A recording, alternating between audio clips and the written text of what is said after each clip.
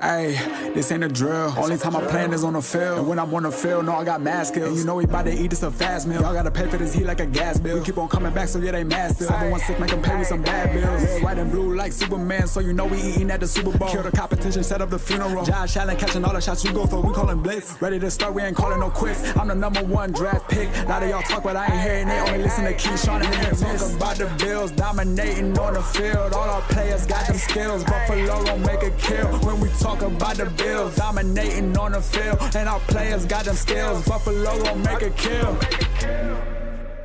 What's going on? Welcome back to another live episode of the Post Podium Podcast, home of the all truth, no sodium takes. We might as well just have a picture up there and have people listen to us. Mm-hmm. So we ain't got it. So here, no. Here, watch out. So we got to get out of there. We got to go because they can't even see who's talking right now.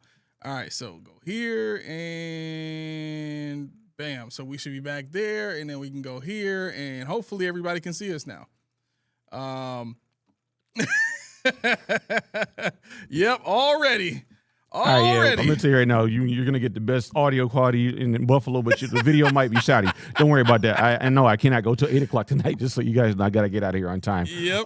So we're gonna talk extremely fast. If you put stuff in the comments, we're going to try to hit as much comments as we can, but I can tell you right now, we're probably not going to get to half the comments we usually do. So if you are missed, please don't think you have to super chat us in order to get us to reach a comment. It's not that it's not important. It's just we're trying to give you everything we got in an abridged amount of time. With that being said, sir. Yes, sir. I'm 40 keys. Okay. What you got? Where you want to start? You want to start with news around the league, hot box news? What you want to do? You want to talk about your thoughts on Max Crosby? Okay. I don't have any thoughts on Max Crosby. You don't? Okay. No. All right. Okay. So I was listening to GR yesterday, and me and Joe DiBiase, we got beef. We got beef now. Really? I never thought I'd see today. He said on this show yesterday that at this point we know who Shakir is. And he is who he is. That's all he is. I'm like, wow, you are mistaken, sir. You know who Shakir is, even though he has done nothing that he got drafted to do yet. Okay. How do you know that? How do you know for a fact that Shakir is a slot tunnel screen guy only? When in college, his senior year, he averaged 14 yards per reception. He averaged, I think he had like 1,172 yards, something like that, on 80 catches. Mm-hmm. In Buffalo, he's never averaged more than 10 yards average depth of target. Actually, 9.8. He's never been over double digits average depth of target. He averages twice as many yards after catch as he does yards per depth of target. So, having said that, we do not know who Shakir is. And now, when you got Joe Brady and you got no number 2 right now, if you will, we're going to see something that we haven't seen out of Shakir, I believe. I would have to know exactly what and who said this? Joe DiBiase. I would have to know exactly what Joe meant when he said that, because to a degree, if I was to say the same thing, in my mind, I would mean, if you look at the second half of the season when Brady took over and started calling the plays back in, what was it, 23, I think it was, and you saw the different routes that Shakir was running at that point in time. He was running deeper routes. He was making a lot more plays. They were really trusting him on third downs. If they put him back in that role in this offense, we have seen him do that. No, they're saying he's a number 3 and we need a number 2 because what he is what he is. Last year he topped out last year, and that's egregious. What? Because okay, that flies in the face of what you just said. You just said you saw him do different routes in different roles, and last year we did not. And if you're saying that what you saw last year was it, because he's talking about he's 700-yard receiver, and third, he's never going to get you 900 yards, 1,000 yards. It's not possible, is what he said. And I mean that's wrong. Right. Well, yeah. I mean, you can't that's say wrong. he. You can't. Yeah. I mean, he might not, but it's not like he doesn't have the capability of doing it. Is what I'm saying. I mean, it's very well possible in this offense or even in the NFL he won't. But you can't typecast him and say, yeah, he's just a third tier, overpaid. You can say he's overpaid if you believe it, but what I'm saying is you can't say that he doesn't bring a lot of value to the team. Yeah, I try to be careful about people's specific words and how I react when they use certain words, because if I don't have the exact context of how they meant it, what their mindset was, what they meant by, specific words that they use, it makes it easy for me what it creates is a scenario where I react to what they say, and then they say, "Oh, well, I didn't mean that specific thing. I meant it like this." And then now it's, basically me overreacting to something that they're trying to now point out was a misunderstanding. Well, we're not going to overreact. We don't have beef about it. No, I'm not saying that, but I guess that's, well, not that's you, why I asked the me and Joe question. DB, I'm not going to go seek him out and say, yo, short boy, get over here. Yeah, no. I'm not saying that. I guess it's like that's part of the reason why I'm asking the questions, because I'm with you. Like I don't think you can. I don't think you should really try to say in any way, shape, or form that he is who he is and this is all we're going to get out of him, because he's been in 2 different offenses now, and in 2 different instances we've seen 2 different styles of performance from him. Mm-hmm. And if that's the case, then what's to say that, in a third style of offense, his production wouldn't be a third different type of way. Right. You know what I mean? So I guess that's probably where you're going with it, and I agree with that 100%. I don't want to leave any space for Joe to go and say, well, that's not what I meant. Well, say what you mean and mean what you say. Right. Well, we got breaking news, I guess. Geno Stone signs with Buffalo. Geno Stone? Yeah. Really? Yeah, Geno Stone signs with Buffalo, evidently. That's what I'm seeing. Interesting. Okay, so Geno Stone from the Bengals. 5'11", 210-pound, 26-year-old. He was my favorite defender from them last year. Yeah, he's a good safety, man. He's a good safety. So what's interesting about this is he's more that tweener style of safety, right? More split safety than Gardner Johnson would be the guy that can drop down and play big nickel. You know what I'm saying? Like that's why I loved that move from the beginning. Like my whole family, my 2 children and my wife. We sitting on the couch and it's quiet, and I see that we signed CJ Gardner Johnson, and I just like I'm screaming like we just won a Super Bowl, like because I know all the stuff that he can do. When I saw his name, I said, God, Buffalo, whoa, we got something. I said, whoa. But that's why, because he's the guy that people were trying to make D. Alford out to be, that can play multiple positions and do them, at a high level. So if they're bringing Geno Stone in, they're preparing for multiple. So I'm really getting the impression this is not going to be one style of defense. They really are going to try to just amoeba the heck out of this thing and play, as many different styles as they can and try to match up with offenses as much as they possibly can. That's what that signing says to me. Yeah, I think you're right, because that's what I've been pounding to for everybody to recognize the mint system. That's why everybody 3-4. It's not 3-4. It's a mint. So when you say mint, you got to explain that for the people. I've been trying. I'm glad you asked. All right. A mint defense can be run out of a 2-4-5, a 3-3-5. It's basically predicated on your linebackers. Your D line is not that big of a deal. That nickel corner safety hybrid thing, they call it a star. The star is a creeper. He's a blitzer. He's a drop back in quarters coverage. He's pretty much everything you need out of anybody in your defensive back. He's basically your biggest wild card. This defense is built for Cole Bishop, because Cole Bishop is now going to get to play the tight end cross. He's going to get to play the little short routes, and he's going to get the blitz. He's going to be able to come up and crack heads in running games. Where you have a single high, which would be, I think, is going to be CJ Gardner Johnson, which I'm excited for, because if you look at his history, I ran some numbers. He has 20 career interceptions. You know where that puts him if he was a Buffalo Bill from the time he started to now? He'd be 15th all time in interceptions in Buffalo. He got to 20, the 3rd fastest in Buffalo history. So we have never seen somebody with that kind of ball hawking prowess, except if you're really, really old, or if you got to see Tom Seastack and Jarvis Bird, which we saw.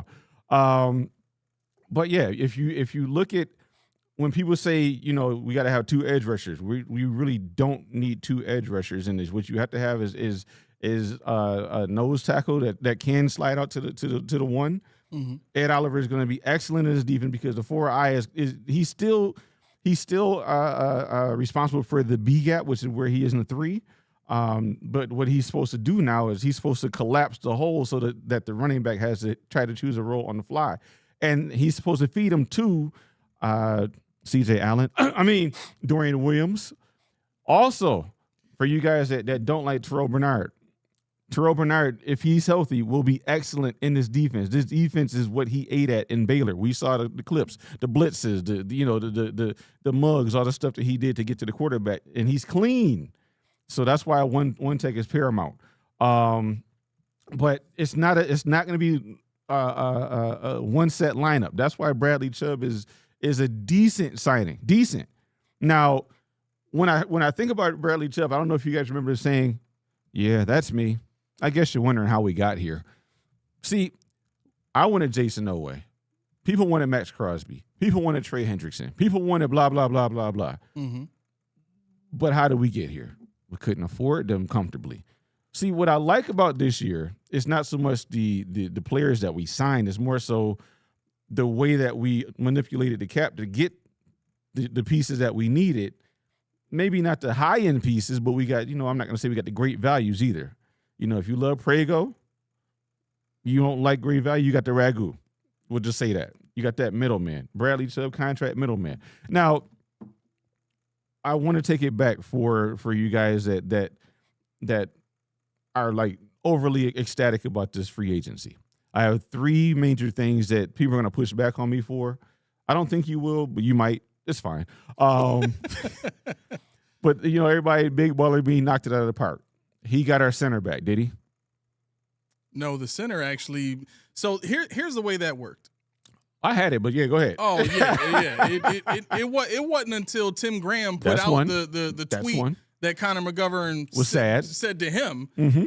Then the Bills took notice, and then they were like, "Oh, let's call him up and see." I'm sure Josh was like, "Wait, what? They didn't call you? Hold on a second." Right. And said, "Bean, what's going on? McGov, what you need, brother?" And everybody said Josh Allen pounded. No, he had to pound the table. McGovern said, "I'll bring the pizza. Just sign me. I don't need market value." He said me and my wife talked about what we could live on or what we can accept. That told me I'm almost ready to go rock bottom to stay here. That's what it got. That's what I got. So that right there was not a Big Baller Bean move. That was a player having to talk to another player after a reporter told the GM, "Wake your ass up. Somebody wants to stay here. You need them." So that's one. Bradley Chubb. What if you Google him right now? What was the rumors? What were the trade rumors for him? What were the signing rumors for him? Who was suiting him? Nobody. Right. Bradley Chubb he got cut. He's not being sought after. He got a $9 million guarantee per season, more or less. If you go to Garner Johnson, he got cut. Now, I'm excited about him. Lord, don't kill me, but he got cut. Yeah, nobody was really chasing him, especially after he got cut twice in the same season. Yeah. That's not a good look for any player. Not at all. Yeah. He was like, put like this. Stephon Diggs probably got more attention than him. And that shows you by the fact he signed a 1-year, $6 million deal. Now look at how he plays and tell me that's a $6 million player. Exactly. A 1-year, $6 million player, I'm sure it's probably team friendly just in case he acts a fool. Now, as a Buffalo fan, we're going to make sure he doesn't act a fool because we need this player. We want this guy. Yes. So I'm not saying that these guys are bad players, but let's back up a little bit. Let's just back up just a tad and say, I want more. Because DJ Moore, we wanted a wide receiver so bad that the Bills Mafia is at arms. They're fighting each other. Is he a number one? You're damn right he's a number one. Is he a number two? That's what the national pundits say. He's a low end number one, high end number two. They are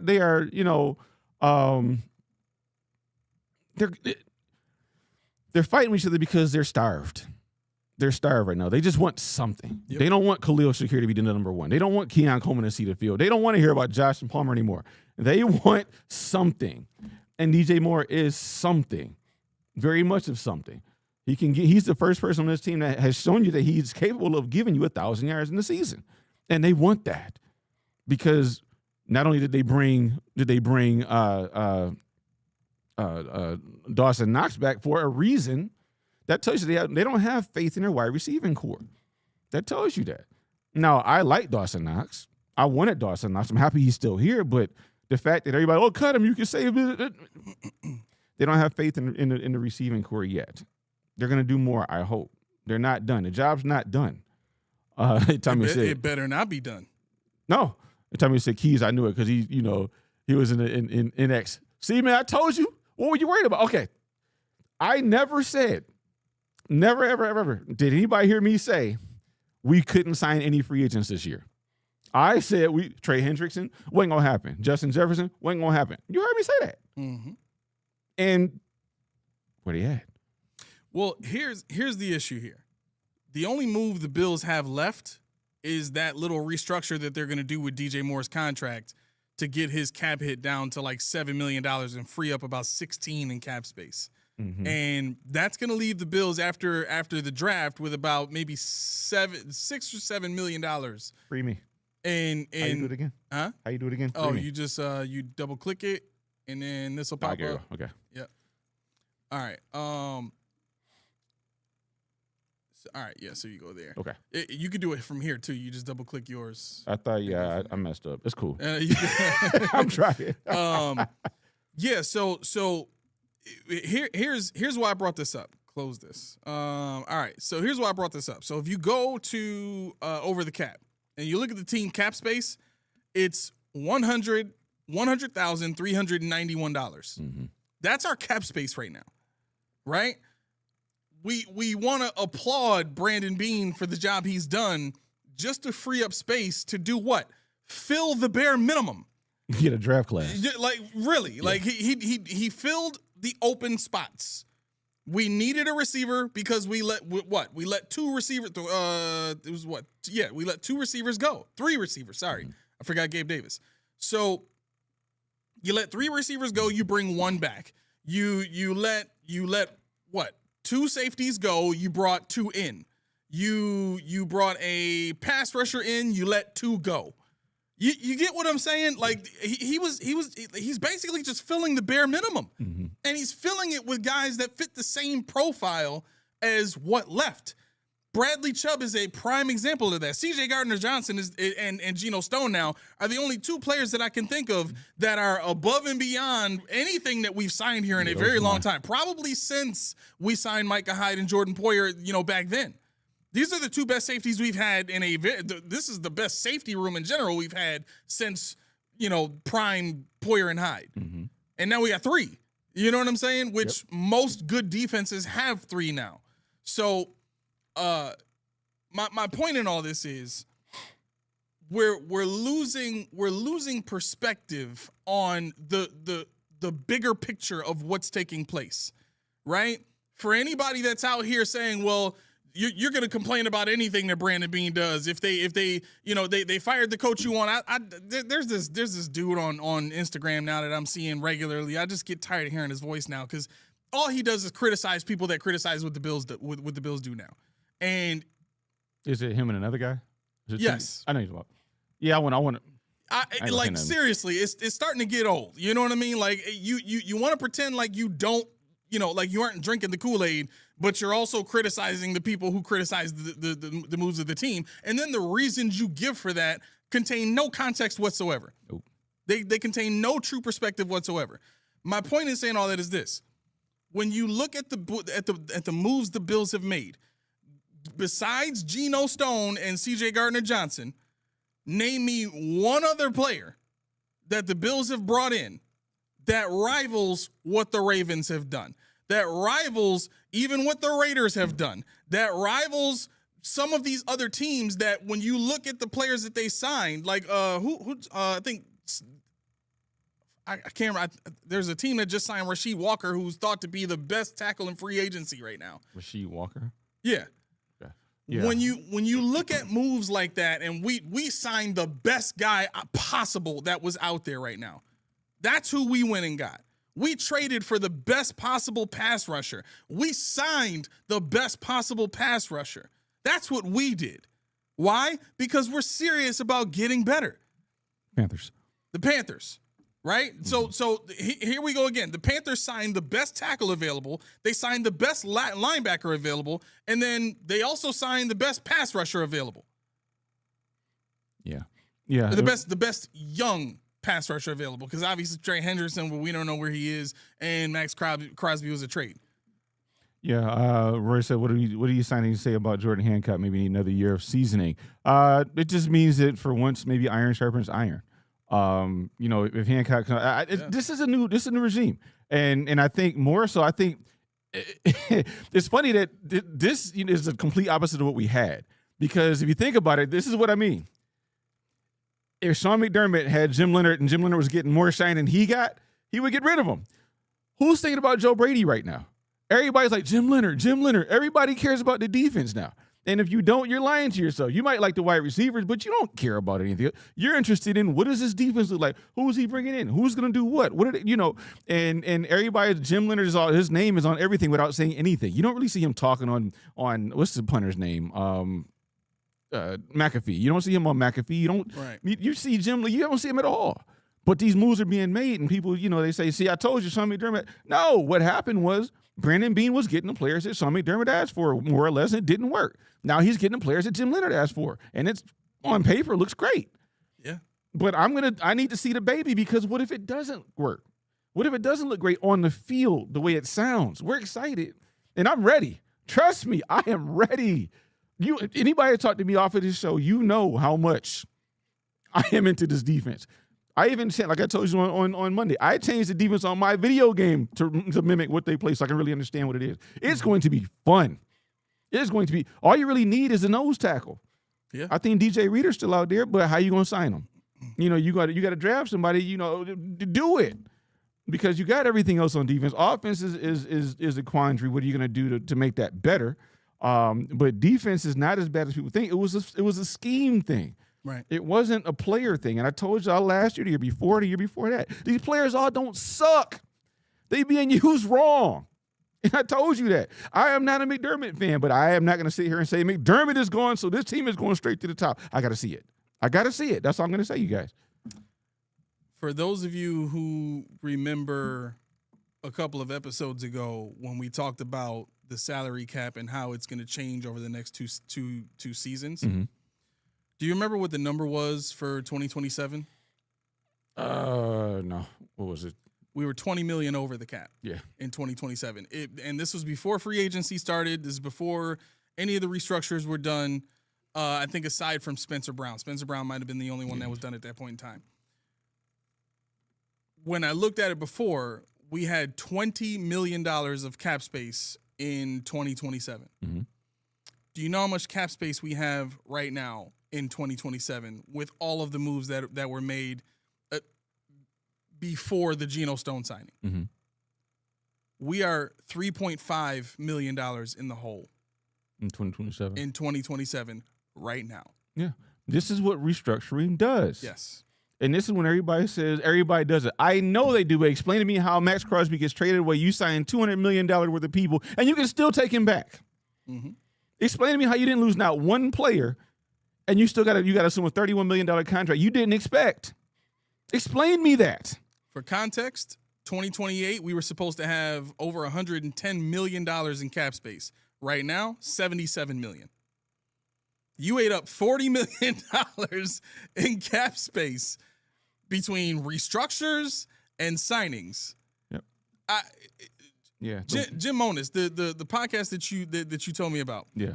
I went and watched the whole thing. It was a good one. I am into that. When I see him on there, I'm probably gonna start watching it. It's Tyler Dunn with Jim Monis. Yeah, he's I think it's Go Long TD Yes. podcast. Yep. He mentioned on there, the Ravens and the Bills GMs have about 2 more years before it's just the window is shrunk to the degree where you have to get a new GM in here. Right. You have to get a new head of football operations. You have to get somebody in here that knows what they're doing to build a team around Josh, because this iteration that we're seeing right now over the next 2 seasons, by the time they get to currently $77 million of cap space in 2028, if they don't have a Super Bowl ring by then, it makes way more sense to just get rid of that guy, give somebody else the reins. Okay, you've got all this money. Go build us something that Josh can win with. You got to. You have, and I mean, it's got to. At that point in time, if you're really trying to maximize the last years of Josh, which I know everybody says he's going to play the 2050 or whatever, you want to maximize last years, you got to sell out and do these kind of things. But 2028 isn't that bad when you think if you knock some drafts out of the park, if you can get a couple of value and stop restructuring people. Because are you on Spotrac? Yeah.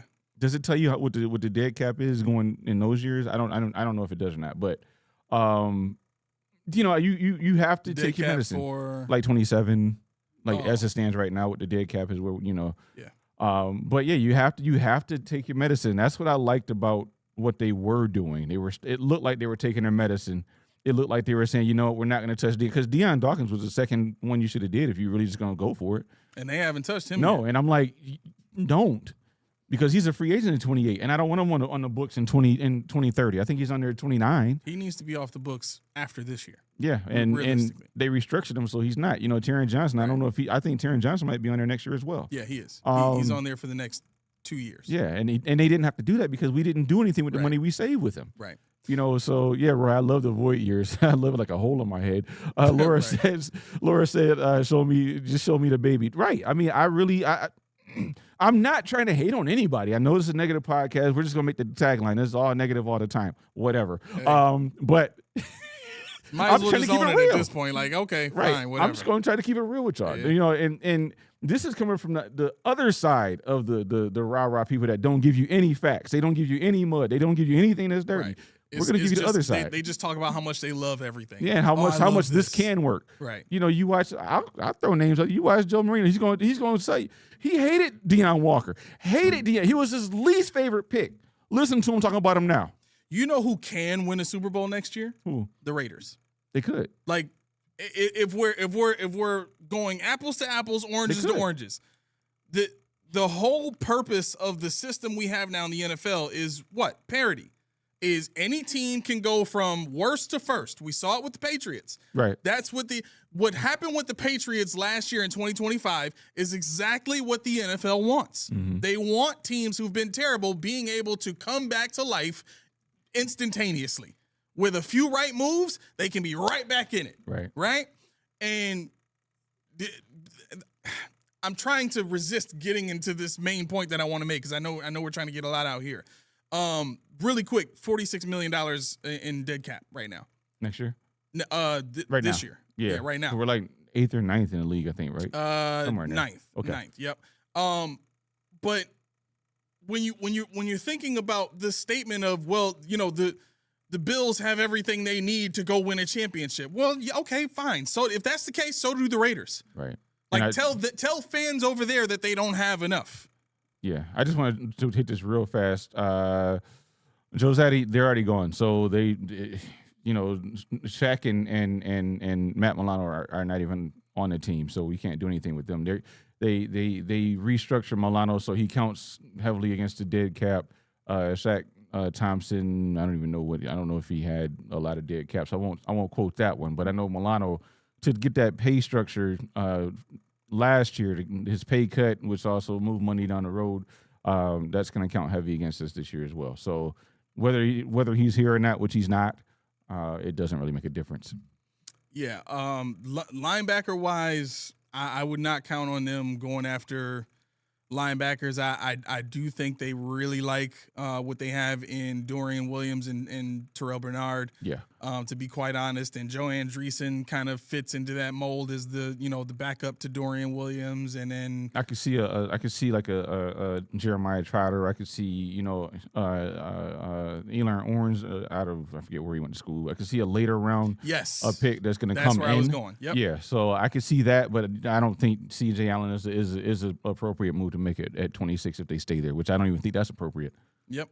So I'll just let me just get this out of the way. Get out, man. So the title of this episode: what NFL owners don't want you to know. So Coach D sent me a video, and it was, oh my gosh, I'm forgetting this wide receiver's name, but basically, come to find out, on October 1st every season, NFL owners get a check for $400 million from TV deals. That's just for TV deals. That's aside from everything else, concessions, ticket sales, local ad deals, all that kind of stuff. Stadium naming rights, all that kind of stuff. Before they even see a penny of what the fans contribute straight from pocket, they get a check October 1st for $400 million. $400 million. Now, we do know that Brandon Beane has said that the salary cap is fluid multiple times. Right? How is it now? How's it now, Mr. Bean? Right. And he said that multiple times just in the first 3 to 4 seasons of being the GM as the Buffalo Bills. Right? Now, my question is, how have we gotten to this place where Beane uses Josh Allen's contract as an excuse when, as we now know, money can't possibly be an issue for this team or this owner?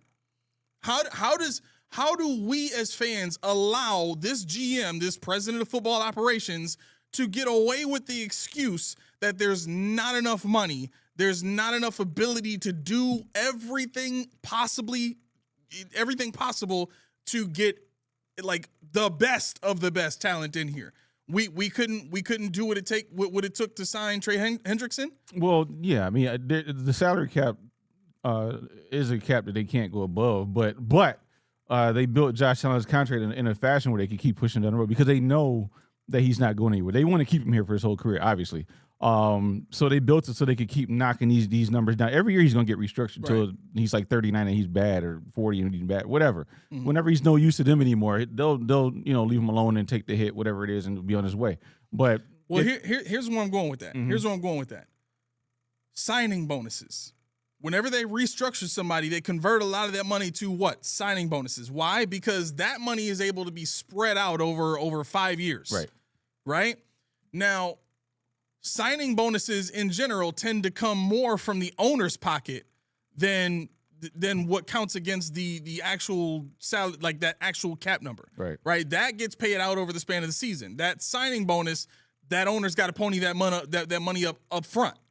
And the reason the owner's got to pony that money up front is because the money that they get in check form is coming from the revenue of everything around the TV deals. You get what I'm saying? So all of that starts when the season starts. But in these times now, when these signing bonuses are being dealt out, as soon as they sign on the dotted line, they get that money up front. So my point is this: you got an owner who has said multiple times, if it's about money, I can just go drill another well. Okay, now you got a GM that's saying, well, the salary cap is fluid. And here we are finding ourselves again in a situation where we're $100,000 over the cap. We've got 2 players that we can restructure. One of them we should. One of them I would really love to trade and start Tylen Grable. And we're basically like we're praising this GM for just making moves in general. And my thought is this: my reaction to the guy on Instagram, my reaction to everybody that wants to sit here and say, just relax, let's see what happens, or just relax, you wanted them to go get players and they got players. My reaction would be this: I didn't just want Brandon Beane to go get players. Every GM every season goes and gets players. Why? Because they have to. I don't want my GM to just do what he has to do. I want him to do what he should do, because we've already reached the point of understanding that our GM can do things at an above average level of doing what he has to do. Now we need to see him go above and beyond that point. And that's where you reach you do what you should do. Because where the Bills are right now, being Super Bowl or bust, probably for the next two, maybe 3 seasons, we already have been Super Bowl or bust for the last 3 or 4. So we can't continue to rest on this. Well, at least we're not a bottom team, because that's another thing the guy on Instagram was saying. Well, we're not a bottoming team. So I'd much rather be the Raiders right now than the Bills. Yeah, I mean, I mean, obviously we love the team, but how long is that mentality going to last when you don't win a Super Bowl? Like I told you, if you don't win a bowl, it's not a successful season. Mm-hmm. That's where this team is. Every year we got bounced by the same team. We know how they play.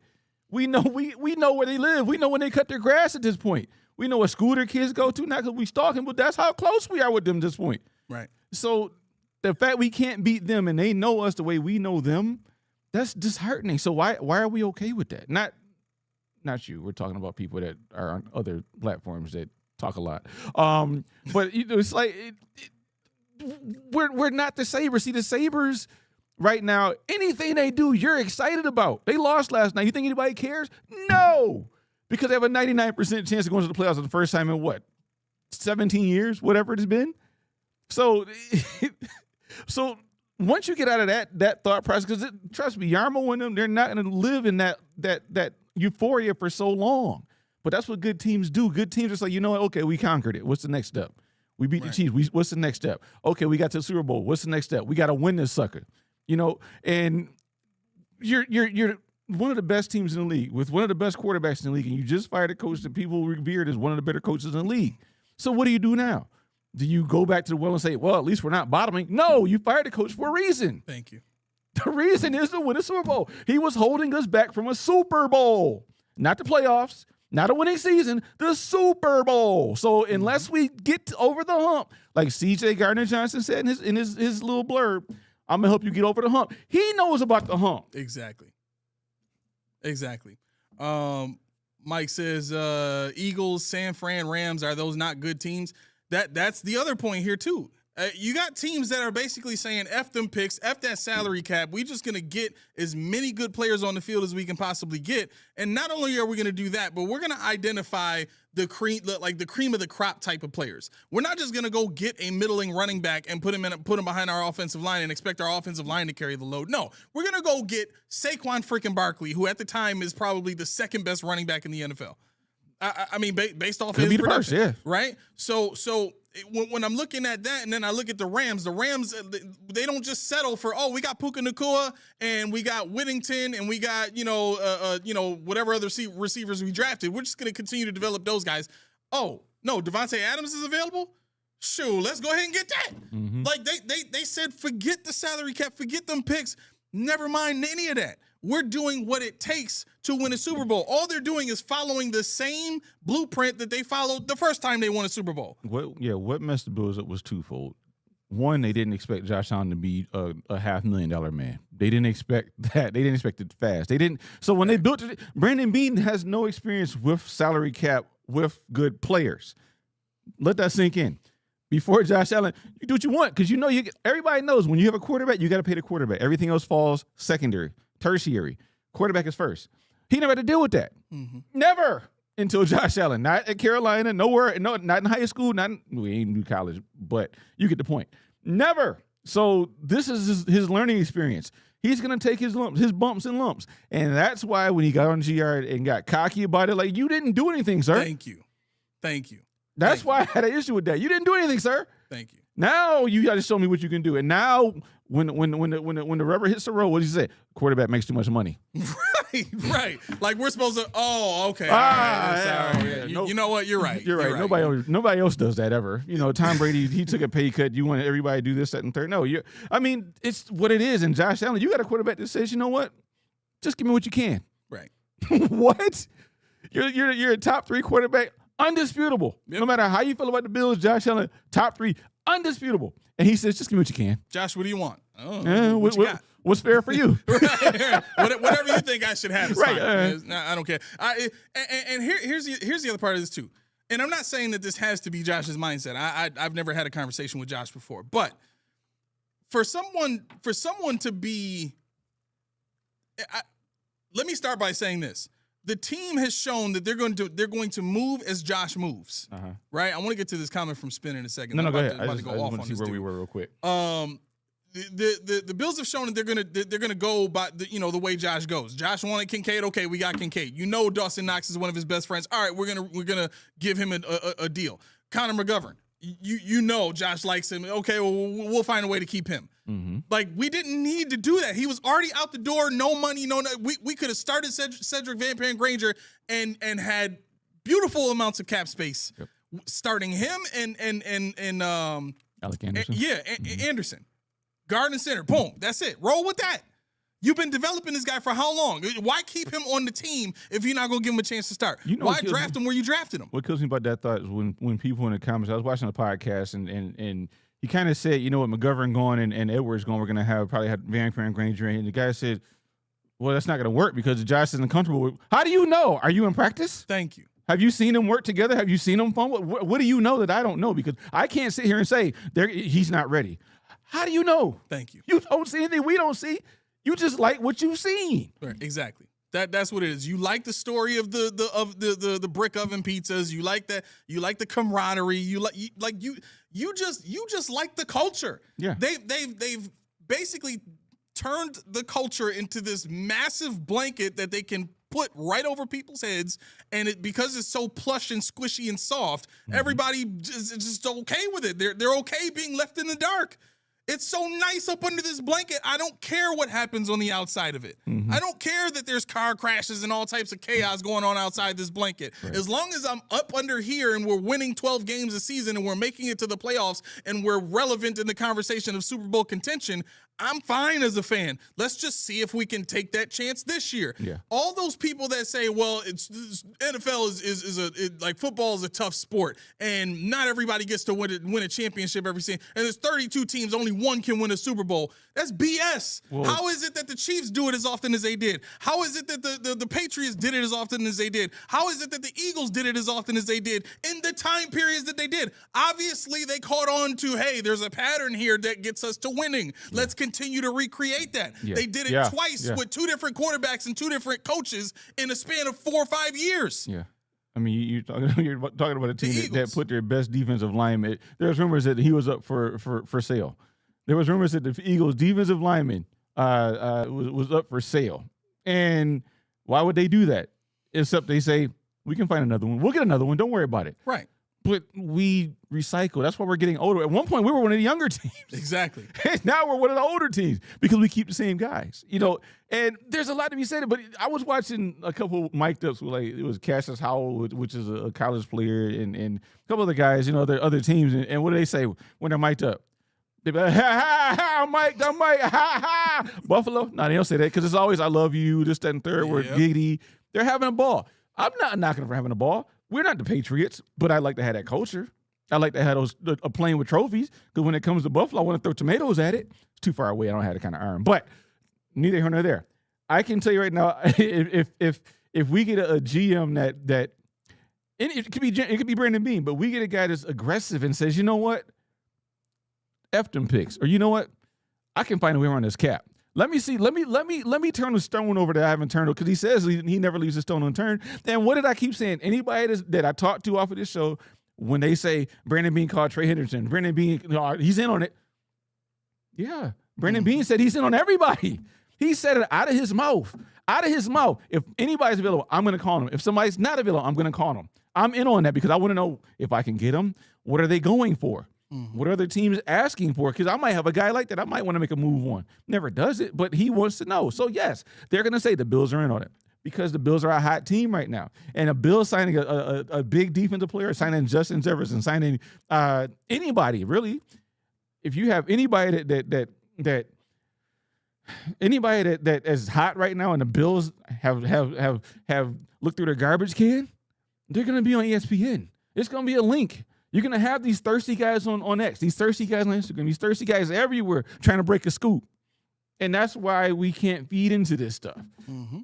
Because I knew if you go ahead and vilify me, crucify me right now, I don't care. I knew if you sign Max Crosby with this salary cap, Trey Henderson with this salary cap, you screwed your team.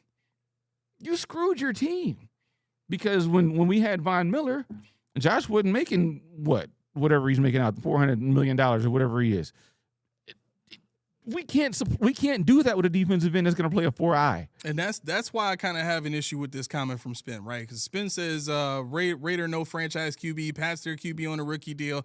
Tennessee no franchise QB, just drafted their QB who on a rookie deal. Teams who have a franchise QB, guess what they in the same boat. So here the reason they were in the situations that they were is because they made the same mistakes that the Bills are making. They held on too much to a situation that they should have let go of much earlier. As soon as they got rid of their coach, they should have bottomed out right then and there. Don't get another coach and then sign DeAndre Hopkins to come in and be your starting number one receiver and try to, keep a bunch of the core players together. You got to get rid of all that and start over. So who are we talking about in terms of elite franchise quarterback? What teams are we talking about? No. I think what he's trying to say is those teams basically all have young quarterbacks on rookie deals. No, I know. Well, what I'm saying is, if you're talking about franchise guys, Philadelphia, they're 12th in the league in cap space. They got $37 million.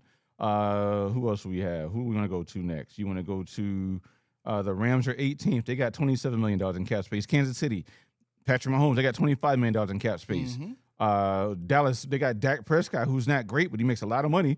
$21 million in cap space. Who else we want to go to? Jacksonville, they're 27th. They have $10 million in cap space.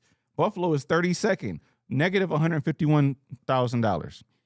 I just named the league quarterbacks, and they have cap space. Exactly. So it can be done. Michael Johnson he's right. He's right. J Ham asks, so are you saying you want us to tank? No, we can't tank. We can't tank. What I'm saying, yeah, when Josh Allen is on your team, you can't. It's not possible.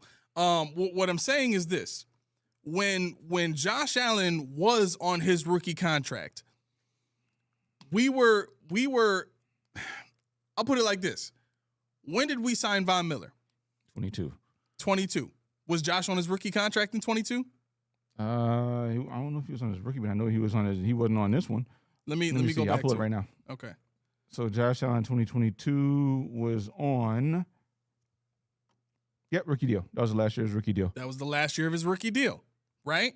Which is why it didn't make sense and why you and I complained about the Von Miller signing. Mm-hmm. Because you knew at that point, we're going to have to give Josh the bag. Why did we just give half that bag to Von Miller? Right. Why would we do that? Why not go into the first round of the draft and go all out for the best pass rusher in that draft?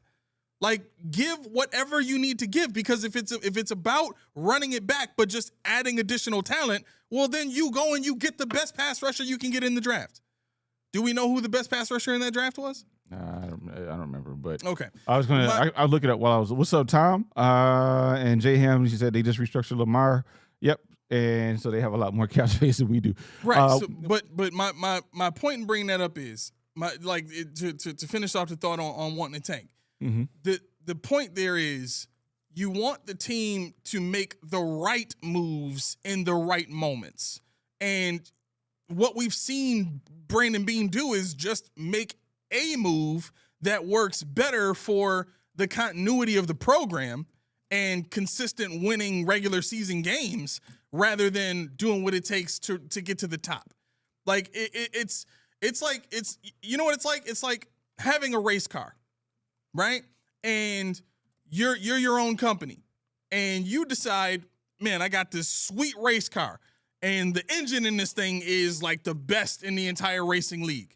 Right? As soon as I start this engine and I get to go, man, this thing purrs. I ain't never had no issues with it. It races every time. It starts up every time. I haven't had to tear this thing apart, rebuild anything. This thing is perfect. Transmission, engine, top, bottom, everything about it is great. Right? But with all this extra money I got left over, I want to try to. I don't want to spend too much on the body. I don't want to spend too much on the tires. Let's see if we can just make the engine get us, past all of the other racers that are putting top of the line products on their car everywhere they possibly can. Let me see if I can just get there with some, mid-level tires. Matter of fact, not even brand new tires. I want to get some used ones with about 830 seconds worth of tread on them. And the warranty rating on them is 50,000 miles. right? I want to do stuff like that. I don't want to get the best possible filter I can get. I don't want a K&N. I want just a regular little Mobile One filter. I'd rather go get one of those and put it on on the bottom of my engine instead of getting I don't know, instead of getting a drivetrain that gives me whatever, you know what I'm saying? Like instead of putting all the best parts around this engine, you want to put average parts around this engine and make the engine work harder. And then when that engine starts to break down sooner, you what are you going to do? Oh, well, Josh is coming to the end of his career. I guess it's over now for us, fellas. And that's the contract that they're doing. That's telling you right there, because they're pushing his money back to the point where when he starts to feel, they're like, you're gonna see a two-a-side dead cap. Exactly. They're like, His last two seasons, he's got an $80 million salary cap hit and an $88 million cap hit. There's no way they're letting him see that. Beans already told you. He said, if this doesn't work, I'm already moving. So he don't care. Right. And to answer your question, we moved up in the 2022 draft to get Kyer Elam. We passed on Jermaine Johnson, Devin Lloyd, George Karlaftis, Devontae Wyatt, Logan Hall, Boye Mafe, Arnold Ebiketie. All these guys are the ones we passed on to get Kyer Elam because we had Von Miller. Oh, you know who else it is? A fun fact. Phil Mathis. And Darian Mathis was passed upon. I'm joking now. That's true, but nobody thought he was going to be in Buffalo. So, but yeah, no, I mean, Joe Zaddy, Hamlin is gone as well. He's a free agent. Yeah. What was it? Yeah, no, I mean, can we get to Steve's comment? Go ahead. It says, talk about the year, aka Ed Oliver draft. What year was it? That was 2019. When Bean had a top pick in every round and busted on every pick. Yep. That's what me and you were riding to get pizza, and I was ready to throw you and my car in the creek. But this is, I mean, guys, listen, this is chat. This is what we're talking about when we get mad at the mediocre moves that are made. It's not just about making a move. It's about making the moves that directly lead to winning. And there is no such thing as, well, you don't know how this move is going to work out. You don't know if this player is going to be good or not. Guess what? There's a whole prognostication process for free agents where we can look at their history in the NFL and have a general idea of how well they're going to do. And in certain circumstances, this doesn't happen often. And it's part of the reason why free agency usually only works at the top end for most teams, because you want to go and get the proven products. Very, very few and far between have we seen the Poyer and Hyde signings become what they became here. That doesn't happen often. That was lightning in a bottle. Right. So my point in bringing those two guys up is to say you cannot use them as the rule, as the rule. They are an exception to the rule. And what Bills fans have loved to do is point to instances where we've captured lightning in a bottle and say, see, it worked here, so it's the rule. No. We're following a completely different rule system than the rest of the NFL, if that's the case. How is it that we are trying to follow these Buffalo rules, these Buffalo fan-made rules, and we haven't won a championship? Meanwhile, all these other teams are following a completely different set of rules, including the Chiefs, and they've won multiple Super Bowls. How do you explain that? Easy. What do they always say? The Bills they think they're the smartest people in the room. Whether it was McDermott, whether it was Bean, whether it was Whaley, it's just a history. Right. It's our culture. We're smarter than you. We know we got Arnold Ebiketie and all these guys behind, but guess what? Kyer Elam is the move. Why? Because nobody saw it coming. Ed Oliver, he's the move. Why? Because we know that Quinnen Williams is there. We know that whoever else is there, but this is our guy because we got somebody next to him and keep him clean when he's 275 pounds of defensive tackle. Mm-hmm. That drove me nuts. I mean, is he good? Yes. But the fact that you don't have a nose tackle to keep him clean and you draft him at what was it, 9? It's egregious. Let me ask you this. If we drafted Josh Allen at 7th overall and he put up Jalen Hurts numbers, are we calling Josh Allen a franchise QB? Are we calling him the answer, are we looking at our situation currently and saying, well, all we got to do is get a good team around them and we're fine. All we got to do is get them a little bit of help and we're fine. Right. Like, I don't think Brandon Beane would build the team the same if Josh Allen played like Jalen Hurts and put up Jalen Hurts numbers. Right. You couldn't. Right. So that's how you got to draft it. Exactly. But instead of doing that, we build it. we build a team like we would around Jalen Hurts, where, all right, we're not going to go all out, right? Because we don't know if he's the guy for sure. Right. But we're going to try to put enough and see if maybe he can rise to the occasion and carry, put the team on his back. Mm-hmm. Then if he does that, okay, then maybe we might go trade for an AJ Brown, or we may go trade for George Pickens or whoever, right? But instead of that, we have Josh Allen, who's been putting up Josh Allen numbers, who's been putting up Mahomes-esque numbers, and we're saying, yeah, I don't think we need to do anything else. Yeah. And Joe Zaddy, 100%. 100%. Now, if we're wrong, you and we're going to get a lot of egg on our face. You definitely will, and I will be first in line for that. I know that. That's why I said, you better keep tuning in, because I can't do this by myself. He's going to be good. Can we bar an injury? If he gets hurt, then... Well, that's honestly, that comment is what made me think about my Josh Allen point, because I was thinking about, like, why part of the reason I don't like this move is because you drafted him at 10th overall, and anytime you draft a player that high, you expect them to put up a certain level of production that meets the draft pick where they had it. And same thing for Greg Rousseau. You expect the production to meet the draft pick where they had it. And what we've consistently seen here in Buffalo is, man, these guys are good players. Okay, by what standard? Well, by Buffalo standard. When they're on the field, do they make the fans shout? Do they make a play here and there? Are they a good person? Do fans like them? Well, if the answer to all that is yes, well then, yeah, they're a good player. Re-sign them. Right. No, for where Ed Oliver was picked 10th overall in that draft, he should be putting up 10 sacks a season. Well, especially when you look at as a pass rushing DT. Well, especially when you look at it like this. I misspoke. Quentin was before, which I forgot. But who was after? Christian Wilkinson. Christian Wilkins. Who else did we have? We had Dexter Lawrence after. Jeffrey Simmons after. Oh, my God. Jeffrey Simmons went 19th. Jerry Tillery was actually pretty decent. Yep. What other D tackles went later? I'm trying to find Tristan Hill from Dallas and whatever. But yeah, I mean, Draymond Jones went in the 3rd round. So there were guys. Mm-hmm. And we took Ed Oliver.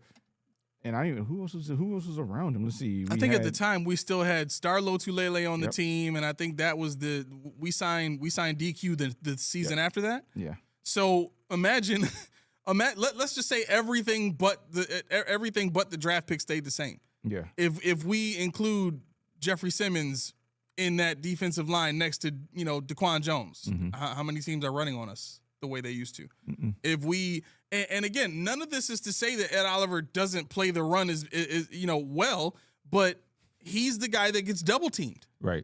So what does that mean? Well, it means the same thing it would mean for a number 1 wide receiver. It means the same thing it's going to mean for DJ Moore. If DJ Moore goes out there and he gets double teamed all season long and he puts up no numbers, well, what are we going to say? Oh, DJ Moore sucks. That was a terrible.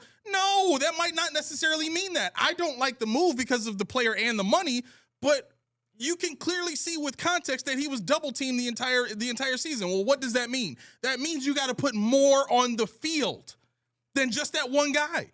You got to put more dominance on the field than just Ed Oliver. You got to put somebody next to him. You got to put more on the field than just DJ Moore. You got to put somebody across from him. Yeah.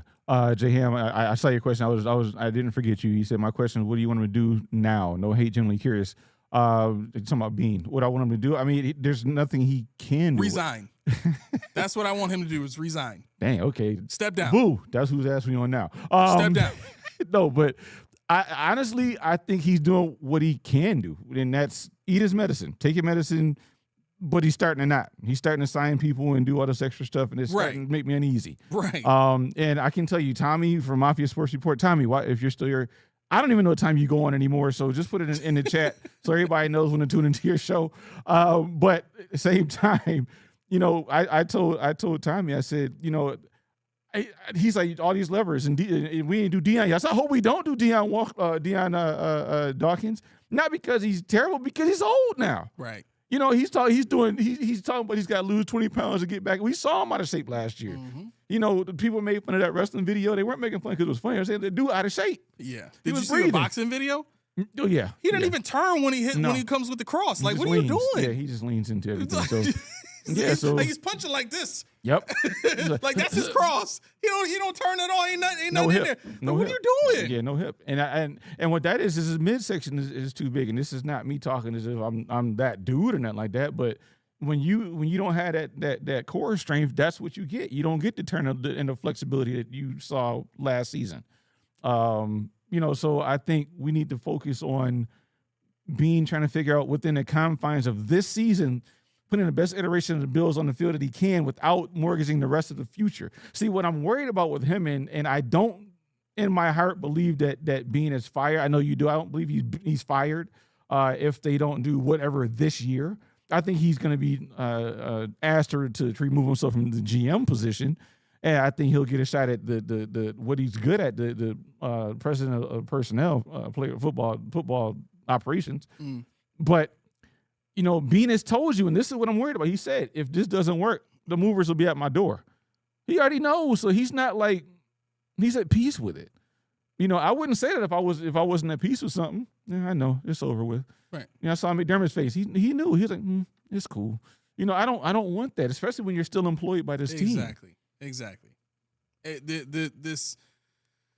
This is it's a tough conversation to have because what we're asking people to do is to set aside the future view, right? Everything that the Bills are saying about Brandon Beane's moves right now are all based on what they hope these players become, what they wish these moves equal, right? Which is more wins in the playoffs, right? What we can confidently say now is there's always a strong learning curve anytime a team enters into a new style of defense. Mm-hmm. We saw what this looked like going from Jim Schwartz's defense to Rex Ryan's defense. Is Rex Ryan a bad coordinator? Not at all. Is Jim Schwartz a bad coordinator? Not at all. So you had a defense that was going from one great coordinator to a coordinator that some might consider even better. A guy that was able to get a really bad Jets team with some really good players on defense to 2 consecutive AFC championship games in the midst of a Patriots dynasty. In the midst of butt fumble. Right, in the midst of all that stuff. Like, we've seen some bad play from them, but he was able to get that done. Yeah. And what did we do? Well, we tried to conform the players that we already had in that defense to what Rex Ryan liked to do. Here we are again. We're coming right back to the same scenario. Now, I'm not trying to sit here and say that the same exact thing is going to happen again. What I'm trying to point out, listen to my words, what I'm trying to point out is we do know, and we can say confidently, that there is an adjustment that comes with playing in a new style of defense. And a lot of these players that are on this team right now have never played in a different defense other than what Sean McDermott has given them in the NFL. Mm-hmm. And it's not, the NFL is not a level where you can just continue to switch defenses in and out like that and be fine. Like, you find out very quickly where you fit and where you don't fit. So we're probably going to go through some growing pains this season. My point in bringing all this up is to say we're not going to just hit the ground running this season. This schedule that we have is on paper. Let me just say that up front. On paper, it's a very tough schedule. Yeah. Right? So if we have a tough schedule and we have a defense that is not going to hit the ground running because there's going to be some learning curves, some adjustments to be made, some mistakes on the field being made, like we're going to see a lot of that stuff happen. I don't care how good the defensive coordinator is. The players still got to execute. That stuff is going to happen. So what does that mean? Well, that means yet again, Josh Allen is going to have to try and carry this team through all of those mistakes offensively. Okay, fine. What are we giving him to do that with? Well, he's got DJ Moore and, Khalil Shakir is going to be in the slot again, and now you got Josh Palmer as your number 2. Last year, we were counting on Palmer to be number 1. He's not that. Okay, he's going to be in the number 2 now, which means he should be better, right? Because he'll be relied upon less, which means he can get targeted more, he can be more productive. DJ Moore will take up all the attention from the top corner. Okay, well, that sounds nice on paper, but what's going to happen when we're in a divisional playoff game against the Chiefs in the playoffs, and on 4th and 5, they decide to double and triple team DJ Moore? Who are you going to throw to? Is it going to be another Hail Mary pass to Dalton Kincaid? Is it, Dalton Kincaid? Is it going to be, a missed opportunity for Dawson Knox at the end of the game? Is it going to be relying on Josh Palmer to make the play at the end of the game? You better hope Gabe Davis comes through another 4-touchdown, 200-yard game against the Chiefs when Stephon. Never mind. I don't want to preach today. That's my point. When you look at how the Seahawks won that game, what did they do it with? Their best receiver got hurt. Did they keep trying to throw it all over the yard? No. They said, screw it. We're just gonna give it to our star running back and let him run, take us down the stretch. Like, you have great players on your team to be relied upon in the biggest moments. We've already seen how teams react when the Bills have a great player in Stephon Diggs. They take him off the board. Mm-hmm. What does that mean? You got to have somebody else. and that's, I keep coming back to that point, because even with all these moves that the Bills have made, your wishful thinking, your hope, your optimism, whatever it is, it's all reliant on the outlook of what it could be, not what it is now. Mm-hmm. It's like Bills fans refuse to accept what it is now because, well, you don't know what it's going to be. Nobody does. But let me ask you this. I'm going to look this up while I'm saying this. What percentage of the American population,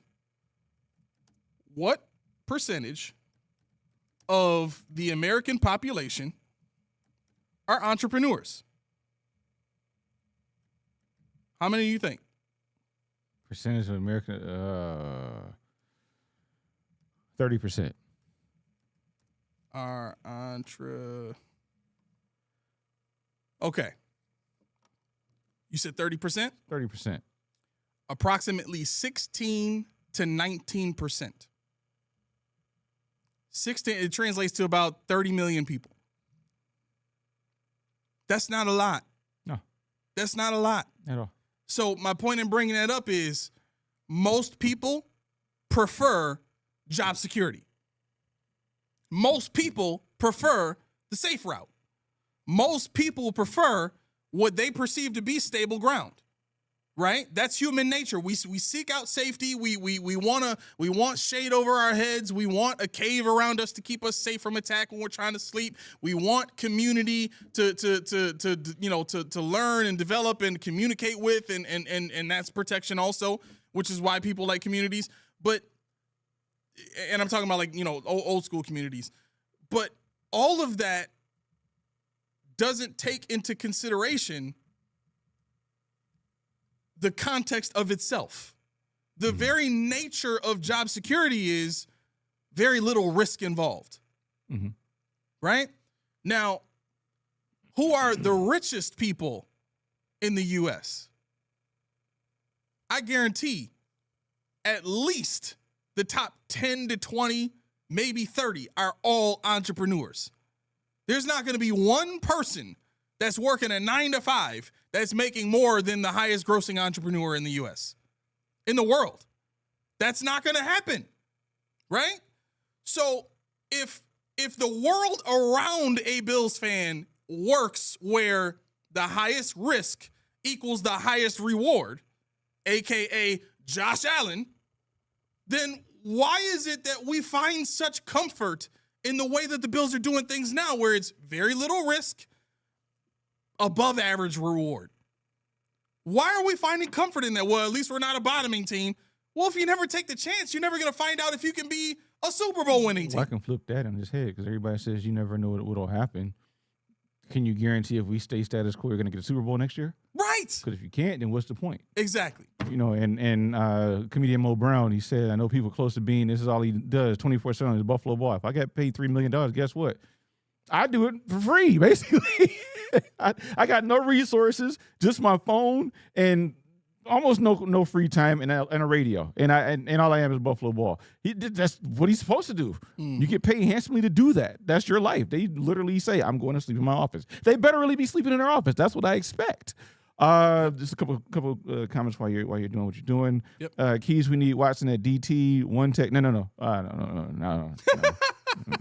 No. Dante Corleone or other. Caden from Ohio State. Somebody, not Deion Walker. He's got the ballerina legs as what Ed Oliver called him, the ballerina bear or something like that. Deion Walker. Ed Oliver called him like the ballet. He said he's up top. He's not a game. Down low, don't work on his legs. He got little legs. Let's see. House being at nothing to do with 13 seconds or the passive defense we played against the Broncos in their last touchdown drive. That's why the coach had to go. Defense can't play scared. I mean, defense can't play scared. No. That's a fact. Let's see. Yep, Joe Zaddy said, give me Corleone in the draft. I think he's going to go higher than the 4th or 5th round, but I could be wrong. He's just too dynamic of a player. I think he's going to slide up after his pro day. So you actually might have to look at him at 2026. All right, put that up there. To your entrepreneurial point, I will say, and it's everybody's an entrepreneur. We won't touch that. Get it. So let's see. So exactly, what do we want the fans to not have hope and guilt? Next, no, freak no. But what I want the fans to do is not sit here and defend everything as if it's the perfect thing to do, and they know more than us because they're sitting there doing it. Because as you've seen from McDermott, Whaley, Rex Ryan, Marone, they get fired. So just like everybody says, I know dudes in Buffalo that should have went to the league, went to the basketball, NFL, whatever. They weren't exposed.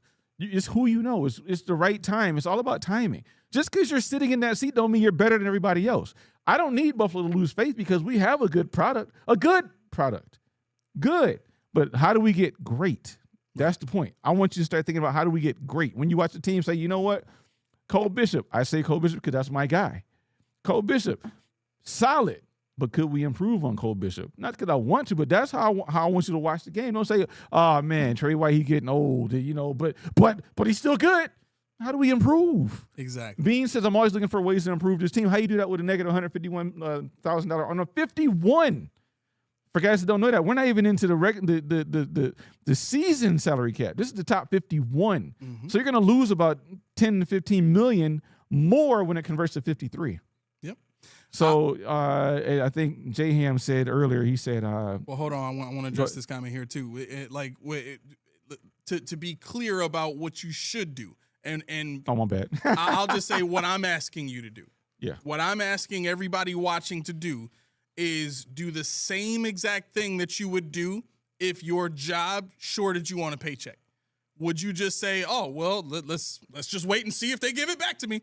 Let's just wait and see if they figure out their mistake and give me the money they owe me. Mm-hmm. What if they short you on hours or they take away your like you just gonna we're just gonna wait to see what happens. You know what I'm saying? Like you're paying money for this team. Mm-hmm. You're paying what $800 million for the stadium. Like how are you not upset about this? What I'm asking you to do is the same way that you will respond if somebody shorted you in your check. What are you going to go do? You're going to go talk to management. Mm-hmm. You're going to go talk to somebody to do what? To create change. That's what I'm asking everybody to do. Stop listening to the company line and saying, well, it's all for the betterment of the company. Everybody just do their job and the company will be great. Well, what does that really mean? If everybody does their job and the company will be great, well, who owns the company? Because that's the person who's really great. Mm-hmm. If you get shorted a few hours on your check, your bills don't get paid on time, right or wrong. For most people, your bills don't get paid on time if you get shorted in your check. It's not enough money being made in jobs nowadays. You need 2 or 3 just to make enough income to cover all your expenses. So if that's the case and you get shorted, you're going to have a problem with that. Why? Because it directly affects you. The part of the reason why everybody is just so fine to just sit back and chill and relax is because it doesn't directly affect them. They don't take it that way. And I'm not asking you to take this personally from the standpoint of you got to go out and pick it, mm-hmm. but do it the way that normal fans do it whenever they're not happy with a product. Put a bag over your head. Don't cheer for stuff. Don't buy merchandise. Don't go to games. Make it so that the bottom line for the owner changes. When you want people to change, let me ask you this. Show of hands in the chat. How many people go 5 times getting a ticket before they start putting their seatbelts on regularly? You gonna wait till you get your 5th ticket to put your seatbelt on? Why? Them seatbelt tickets is pretty expensive. This is like $100 a pop or something like that. And then whatever else the officer wants to put on there, if you complain or whatever else, whatever the case is. Right. But if you're not okay with taking 5 seatbelt tickets before you finally change your ways and start putting the seatbelt on, then why do you continue to allow a GM to draft horrendously, cover it up with a bunch of free agent signings that get you all high so that you can go right into the draft and be like, well, I don't really know who these college players are, but they're on the Bills now, so we're going to cheer for them, and let's go. Let's get, all right, go Bills. We got a great outlook. Like, that's what people are doing. They're essentially saying, you know what, the first couple of seatbelt tickets I got, it's just a fluke. Like, Brandon Beane's he's not a bad drafter. He's had a couple of good picks. We'll wait and see until it gets really bad, and then we'll get rid of him. By that time, it's too late. Your franchise quarterback is already out the door. So that's what I'm asking everybody to do, is to start taking charge now in every possible way that you can, whether it's affecting the owner's bottom line or making sure that on your social media, your whatever you control, you're putting it out there that this is not good enough, because it's just not. I don't want to be a Debbie Downer. Hey, buddy. But you should listen to this podcast I was listening to today. It's called The Acquired Podcast. They have a over 4-hour special they did on the NFL and the business side of things and how money works and stuff. The fans really don't have a lot of power at this point because of the way the NFL is structured, the way that the money's split between all the owners and everything. TV deals and all that kind of stuff. Yeah, most of it has nothing to do with the fans. So we can try everything we want. We're not going to affect the majority of the money, because even what we do affect is split between all of the owners and all the teams. Right. But we as fans can empower our media. Oh, 100%. You know what I'm saying? Like, we may not be able to directly affect the bottom line for an owner, in a meaningful way, but we can be loud. Yeah, turning up the noise does put public pressure. Thank you. And that's really how you do it. And that's really how politics is done. That's how the law is done. Whenever there's a prosecutor going after somebody, he makes it public. Why? So that everybody watching the news can hate this person and get upset at this person. Or if this person believes they're innocent, they start trying to put out where? Into the public news. This is why I'm innocent. How come the prosecutor's not looking at this? Everything has to do with social engineering. It all has to do with everybody's perception being pointed in a certain direction if you want change to be created. And Nate said Smitty made me freeze. Yeah, Iro says some people get 5 DUIs. Hopefully that's not you, bro. You can do that. I don't know how. Right. After that second, they might snatch your license away. Yeah. Iro says they aren't called the Shield for nothing. The Shield was for fans. It was, right. And it makes sense. Like, again, this is me being objective. If I'm an owner, heck yeah, I'm going to try to create a system within the NFL that doesn't rely on the fans. I don't want them having that much control over my business. It's my business, right? One of the things that this receiver on the video that Coach D sent me said, too, was, why do you think it is that owners aren't allowing a new team into the NFL? They want to continue to share that they want that $400 million check. If another 2 teams come in so that the growth is even and they don't have to do too much with the schedule, well, that $400 million could go down to 3 or 2. You know what I'm saying? So instead of doing that, well, we'll just monopolize the market. We can vote to not let anybody else in, and we'll make all the money. That $400 million that they're making right now is probably going to be twice that in about 2 years when that streaming deal kicks in. Right. That streaming deal is going to be enormous. They're probably going to be close to $1 billion in those checks every year, with the amount of money that they're set to make in 2028. So I don't understand how fans miss all this stuff, and maybe they miss it because It is a lot to think about. It's a lot to absorb. And most of the time, it kind of disrupts the natural course of people's lives as fans. I get it. It's hard to think about. And it causes you to self-check. And that's hard. People don't just naturally self-check for no reason. They do it because there's a hardship involved, right? That they're incurring, that they need to get out of. And so they change certain things to get out of it. But if you're not facing that hardship, to you, it doesn't matter. Yeah. Like, I'll put it like this, and then I'll let this point go. Most fans who are in this place of it's just sports, you don't truly understand the impact of sports on the real world. You don't truly understand the financial impact of having a sports team in your city. You don't understand the political aspect of having a sports franchise in your city. You don't understand the value. You don't understand how that entire ecosystem affects you and how you live and where you live. If you did, you'd be a little bit more willing to understand what we're trying to talk about. Yeah. And real quick, I had a question or two before we get out of here. J Ham asked a while ago. He said left tackle. Well, he didn't ask. He made a statement. Left tackles they play older, which is true. Look at what's his name, Williams over in San Francisco. But the point is, you got to take care of your body. Mm-hmm. That's what I'm saying. It's not really an age old. It's more so, can you move? Can you still get down? I mean, look at LeBron James. He's 41 years old. Yep. And everybody making fun of him, but the man's still piking on people half his age. I can't understand it. I can't walk the halls of the airport every night, but this man piking on people on a 10-foot rim every night. And then when he doesn't play it back to back, we're like, oh, he's soft. No. Somebody put $2 million a year in Keyshawn's hand to take care of his body. I guarantee I'm getting surgery. I'm going to have a headband. I'm piking on somebody again. It's You're gonna right happen. in Delaware. Oh, I'm going. I mean, the best shit of my life because it's going to happen. But it's all in how you take care of yourself because you got Trent Williams and you got Deion Dawkins. Which one would you rather have? Yeah, Trent Williams is older. Yep. And Deion Dawkins is. Jason Peters played what? Almost was he 40 when he retired? 39, 40, somewhere in there. He's 41. Is he still in the league? He was until last year. Oh snap! Okay, he was 40 then. Last year, yeah. I mean, but that's what I'm saying. You can play well into your 30s if you take care of yourself. Actually, I think he was on the Chiefs last year. Jason Peters. Jesus, Mary and JoJo. Yeah. Well, you got to take care of yourself, and that's all I'm saying, Jay. Yeah. Cousin Ham. I'm gonna start calling him Cousin Ham. I had a question though. Yeah, I did have a question for you and people at home that's still watching. How many thumbs we have, Smitty? I am seeing 38. 38? That's it? How many people we got watching? 37. No. Right. 60. Right, 60. All right, come on. Can we it went down to 58. Come back though. Come back. Yeah. Call your people. Tell them I was joking. Right. Can we get it to like 45?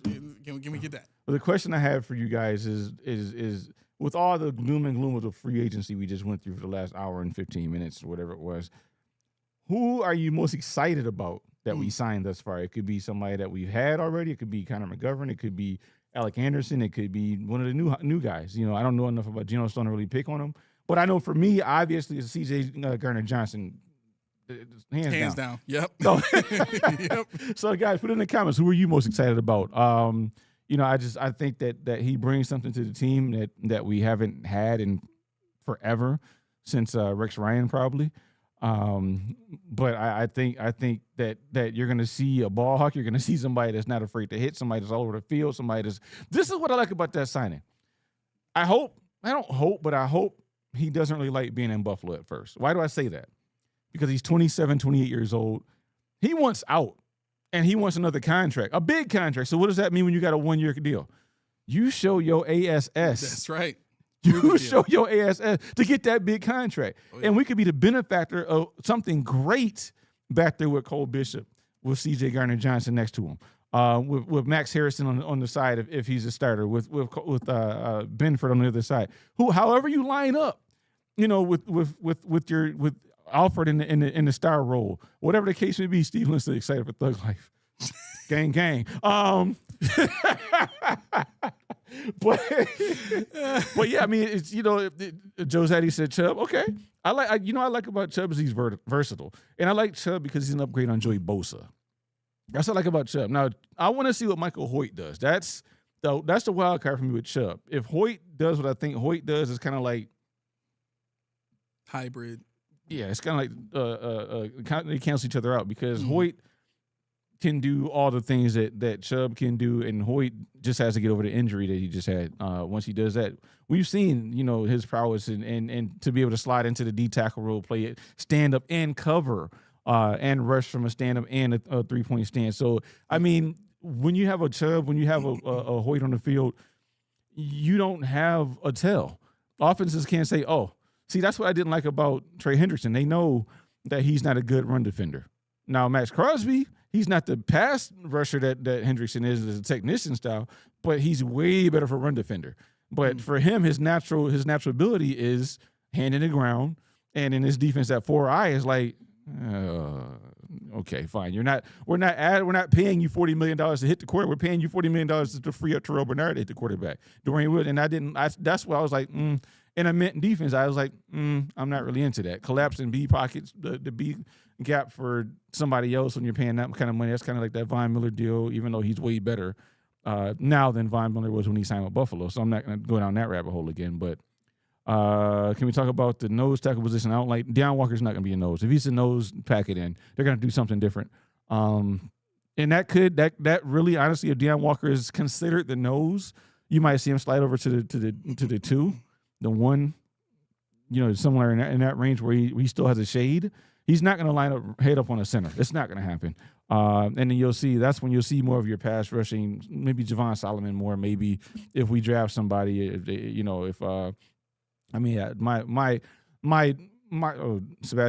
Sebastian Day went to Pitt for 2 years, $11 million.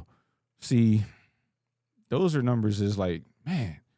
And that's what poo-poos on the stuff that we've been doing. It's like, oh, you could do that, but then you see somebody that is comparable sign for less. Right. It's like, damn it. Right. So, I mean, it's not that the players in turn are the worst free agents. It's just that I can't get juiced up when I know what we could have had we thought about this before. Next year, Trayvon Walker is going to be a free agent. Now, very plausible that Jacksonville re-signs him, but don't you want to be in a market for that? Don't you want to really be a player? Thank you. And that's why these signings, I'm like, let's think about the future, because I never looked, but I was like, wow, there's like 3 or 4 guys that might not hit the market, but if they do, I want them to say, oh man, the Bills better not get them, and it be realistic. Really quick, before I get to my player, the contract for Greg Rousseau, because I was thinking a lot about the guys that they had, Bradley Chubb and Mike Hoyt, and who I'd want on the field rushing the passer, and key down in distances. And I mean, even with what Bradley Chubb is now at age 30, I think I'd still rather have him on the field rushing the passer and have Mike Hoyt across from him and Rousseau off the field. Then I thought about it. I'm like, well, this guy's supposed to be making $19 million a year, blah, blah, blah. So, like, how often are they going to just allow him to just be on the sideline? And then I thought, okay, well, play NFL politics. The defensive coordinator is not his coach. The GM that drafted him, it's possible he only drafted him because that's what Sean wanted. He is a defensive player. You know what I'm saying? So I went and looked at his contract. And after next season, his contract gets really, really, really interesting. Okay, so for the 2028 season, Greg Rousseau's base salary is $17.4 million. His cap number for that season is $24.3 million. Okay, which will account at that point, if everything stays the same as it is now, 6.9% of the cap. Now, his dead money for this year and for the 2027 season, this year it's $43 million. Next season it goes down to $20 million. Do you know what it is for 2028? Just $7 million, bro. Yeah, they built it. They structured it a certain way. $7 million, and they would save $17.3 million in cap savings if they decided to just let him go. He's got a void year, but his void year, he's only making $2.8 million in 2030. As long as they don't never mind, I'm not going to say it. Well, this is what I'm saying. I guess that's why I'm looking at this, because I'm thinking in my head now, like Brandon Beane probably is on a timeline. If you look at the structure of this contract, it would make sense that if Greg Rousseau doesn't work out, if Bernard and Benford and Khalil don't work out, I mean, these are all guys that we extended up under Brandon Beane. If these guys don't work out, and this is just Rousseau's contract, I got to check everybody else, but this is a very favorable contract for being able to just kind of clear the board in 2028. Yeah. Well, the beautiful thing about the Mint defense is in its base route, there's 3 variations Jim Leonard uses, and there's a pass rush variant, there's a run stuffing variant, and there's a original variant. And what would happen if you wanted Rousseau, if you wanted to put Rousseau on the bench, we'll say, you just slide him to the 4i. That's where you put him, and that would be his. Rousseau? Yeah, because the 4i basically it's just a shade and a half inside, so he still got the same responsibility. He just doesn't rush the outside, and that would free up a Crosby or, well, obviously we don't have him, but a Chubb or Hoyt to rush the outside or compress, because Rousseau is. If you look at what he did at Miami in college, and they said this was a tagline. He can reduce inside, outside, and that's where he got his sacks from in college. He had 15.5 in the season he played on the inside. Yeah. Yeah. So I mean, it sounds bad. It's like, but him and Chubb can reduce inside. So you take your pick. I would obviously have him reduce before I have Chubb and let Chubb rush. So they could do that. So. That's not to take away from your point with the money. No. It's just something that they could think about. I had Rousseau standing up because I thought we would have Walker, Ed Oliver, and a nose tackle to be determined as a 4i, 0-4i. So J.M. said Keys is a 5 surface that Sal has been talking about. It's a variant. You can a 5 surface. It's just a 50 front, an odd front still. Which, yeah, in essence, yeah, it's kind of the same deal. Mint is kind of a philosophy. Mint uses your 4 eyes to compress, and what they're trying to do is they're trying to force the running back to look at the B gaps and say, you know what, I got nothing. Hit the outside, but we're flushing them without knowing to that outside linebacker who's sitting there waiting clean because that 4i is taking a double team. So that's why I don't like. Why I was like, ugh. Crosby in a 4i at $40 million, he's compressing. So Ed Oliver is going to be taking a lot of double teams. I don't think Ed Oliver is going to be on the field in that front. He's going to be on the field in the pass rushing front. So they're gonna snatch him off and they're gonna go with the heavier front when it's a run stuff, I think. Okay. I know. Okay. I mean that's for them to figure out. But in my mind, that's what. But you're telling me this player who's making what's he making now? $13 million this season now. Well, what's I mean the thing about that is, what is his percentage of snaps now? Like 60% or so. Defensively, I think he was behind Rousseau. Yeah, Rousseau was like 80, and then it was like 70% maybe. Yeah. So okay, so you figure they run. We'll say they run the 2 Ed Oliver packages 2/3 of the time. That's still 66% by rule. So unless we get into situations where we really have to stop the run, I think Rousseau's going to be on the field. Yeah, he'll be on the field. So I'm not worried as much about that. It's just in those off chances where we really have to hunker down and get in there. Rousseau is going to be integral in the Mint. What Rousseau's rule is, he's gonna crash the B gap. So the running back's going to think, I got this gap right here. Now Rousseau's going to pop in there. And then when he's going to bounce it outside, and that's when Chubb or Hoyt or the Star. The Star is also another guy that comes down outside. So it's a lot to read and a lot of things that we don't have to think about defensively because it's not a thinking defense. It's organic. It's the defensive line and linebackers run in tandem, and this is what we're going to make them do. We're going to what it is unlike McDermott, we're dictating the pace. We're dictating what you do. We're not going to react. So we need somebody that's not reactionary. We need somebody that's aggressive and dictates what they're going to do before they snap the ball. Not Jim Leonard, the players on the field. What? Yeah, this one here. Nose tackle is the big need to make that exact thing happen. Groot and Chubb will hold the edges in the run game. Mm-hmm. Yeah. I mean, the run game in general should be vastly improved with just the formation change in general, because you got more guys right up on the line of scrimmage. And generally you're kind of eliminating the offensive line's ability to know who they need to double team. A lot of creepers, and Right. that's what you're talking about. And there's something called a green dog blitz. You know what that is? Tell me, describe it. Basically, I what probably that go is by a is different if name. you're in coverage, if your guy stays home to block, you're blitzing. Yes. Okay. Yep. So we're gonna blitz you, or we're gonna come bring pressure, but you don't know that we're running based on who you keep home. Right. And that's where you got to read and react. But it's gonna be exciting, and even we don't know who's coming, because we don't know what you're gonna do till you snap the ball. It's like, oh, he's staying home. I'm in there. And that's why the quarterback has to have his head on a swivel. Yeah. Yeah. One of the things that I've seen teams do too is if you've got a running back that usually tries to slip out underneath in the passing game, linebacker just come up and stuff him. Yeah. Take away your hot. Take away your dump off. Mhm. You know what I mean? Force that guy to have to start running to the outside. So now I'm set up for an interception, or now they're setting themselves up for a loss of yards. You know what I'm saying? Like those are very intricate things you can do that take away opportunities right off the bat. You eliminate options for a quarterback. Yeah, that man is gonna be sick. I mean, I'm telling you, we got the players to do it. Yeah. It's gonna be sick. There's no reason. We've seen Leonard do it time and time again in different iterations, different places. So I am very excited about what we see on the field. You Really go ahead and you got to fill gaps. You got to fill up responsibilities. You got to fill up the talent gaps.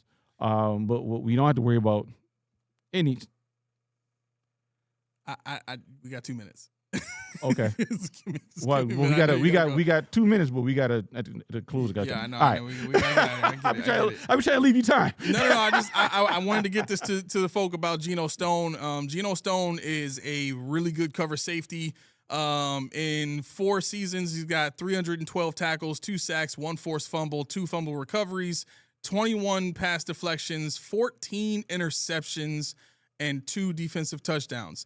I can tell you right now, he was drafted in the 7th round out of Iowa by the Ravens, and then I think he went to the Texans. Then he went back to the Ravens from 21 to 23. And most of his kind of come up in the NFL has been with the Bengals last season. This is again, like when I say tweener, I don't mean tweener in he can't do, he does a little bit of everything okay, pretty good. No, this is a cover safety who can also pop you. He's I like his build. Let me just get myself out of here. He's listed at 5'11", 210. So he's right where you would want to be as a safety that can do both things well, coverage and play the run. In terms of his build, that's all I meant. So Geno Stone, I think would be the guy that I'm pretty happy about. CJ Gardner-Johnson, obviously signifies a culture change, but I think getting a guy that is a true cover safety, and a guy that I see being more that Micah Hyde type, Geno Stone is that guy. So very excited to see, his addition and what that opens up for CJ Gardner-Johnson. I mean, you talked about cover safety, you talked about cover cornerbacks, but we didn't talk about covering ourselves in that Reese T. Why would you not bask in the glow of what comes in the jar? Do we have a jar? We don't have a jar. Oh my God. We don't? Do you have one? We need to let people see it. Yeah, no, we don't. We ain't got one, but guess what? We're going to get one. But we don't have to get one because you do. Go over to the Delta Sonic. Go to Reese T, the distributor themselves, in the link below. Tell them I need to have this elixir that only has 4 ingredients. I need it, and I need it now. You don't have any more? Make it. You sleepy? Wake up. I need this drink. Get over to Reese T and tell them that PPP sent you. All right, we got to get out of here. So here we go. If you have not done so already, I want to first and foremost say thank you to everybody that tuned in today. I know we get really passionate on this show, and thank you for putting up with that.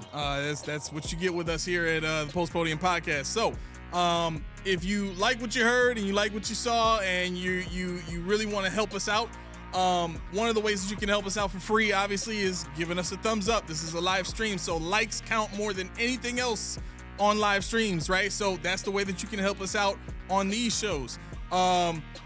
If you want to do something that kind of works in your benefit and ours, you can hit that subscribe button. What that does is that puts us on your homepage, so you don't have to search for us anymore. You don't have to randomly incur one of our shows as you're passing through the YouTube videos and come across us again.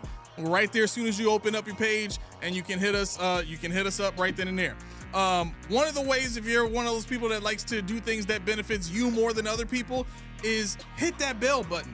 If you hit that bell and make that thing, ring-a-ling-a-ling, you will get notifications when we send notifications, like when we're live, when we post anything in the post section, and any other content that we have coming out, whether it's scheduled events or whatever the case may be. You're going to be first in line to get all of that stuff if you hit that bell. With that being said, I want to thank you again for tuning in and dealing with all of our technical issues. We will have that fixed for you on Monday. This has been the Post Podium Podcast, home of the All Truth, No Sodium takes. For our producer on the ones and twos, Smitty, I am your co-host, Aramis. 40 keys. And you all have a great night. Peace. Peace.